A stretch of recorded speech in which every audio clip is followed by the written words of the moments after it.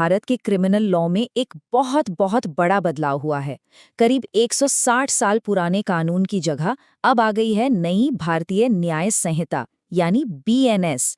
चलिए समझते हैं कि इसमें क्या कुछ बदला है।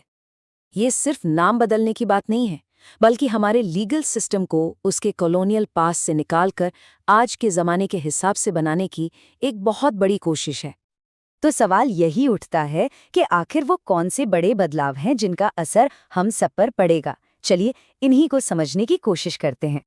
इस पूरे बदलाव को समझने के लिए हम 4 ज़रूरी हिस्सों पर ध्यान देंगे: देश की सुरक्षा, हमारी सेना का अनुशासन, इलेक्शन प्रोसेस की ईमानदारी और देश की आर्थिक स्थिरता।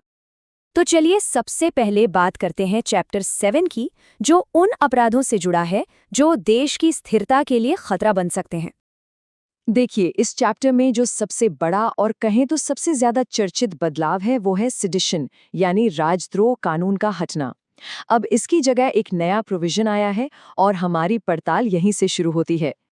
तो जो पुराना सेडिशन लॉ था वो हमेशा से ही कंट्रोवर्सी में रहा है।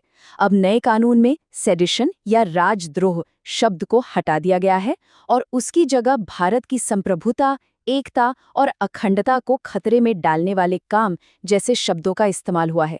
और ये सिर्फ शब्दों का खेल नहीं है, बल्कि कानून के दायरे को और साफ करने की एक कोशिश है।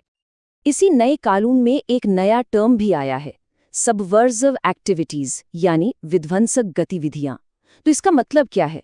इसका मतलब है वो काम जो सीधे सीधे हमला तो नहीं करते, पर अंदर ही अंदर सिस्टम को खोखला करने की कोशिश करते हैं।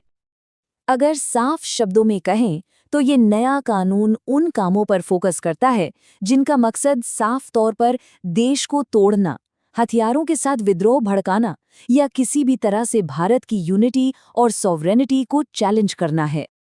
और हाँ, सिर्फ इतना ही नहीं, सरकार के खिलाफ जंग छेड़ने या फिर सरकारी कैदियों को भगाने में मदद करने जैसे गंभीर अपराधों के लिए भी इस चैप्टर में बहुत सख्त नियम है। तो देश की सुरक्षा के बाद अब बात करते हैं उनकी जो हमारी सरहदों की हिफाजत करते हैं, हमारी आर्म्ड फोर्सेस। बीएनएस में उनके अनुशासन को बनाए रखने के लिए भी खास नियम बनाए गए हैं।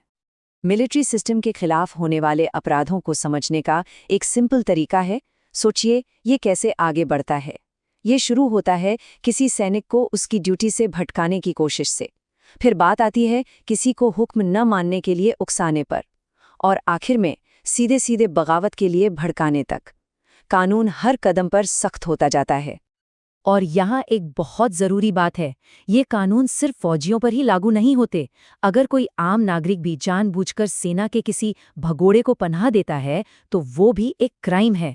इससे पता चलता है कि मिलिट्री डिसिप्लिन को एक सबकी जिम्मेदारी माना गया है।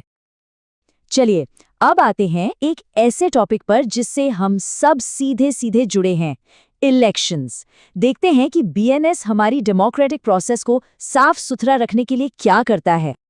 तो इसमें उन सभी हरकतों को करप्ट प्रैक्टिस यानी भ्रष्ट आचरण माना गया है जो इलेक्शन प्रोसेस पर असर डालती हैं, जैसे कैश फॉर वोट या किसी को डरा धमकाकर वोट डलवाना, यहाँ तक कि किसी कैंडिडेट के बारे में फेक न्यूज़ फैलाना। ये सब कुछ इसके दायरे में आता है। अगर इन सभी कानूनों का मकसद एक लाइन में समझना हो तो वो ये है। मेन मकसद यही है कि हर वोटर बिना किसी डर या लालच के अपनी मर्जी से वोट डाल सके।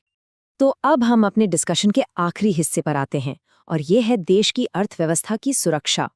और ये समझना बहुत ज़रूरी है कि नकली नोट या सिक्के छापना सिर्फ एक फाइनेंशियल क्राइम नहीं है, ये हमारे नेशनल सिक्योरिटी से जुड़ा मामला है।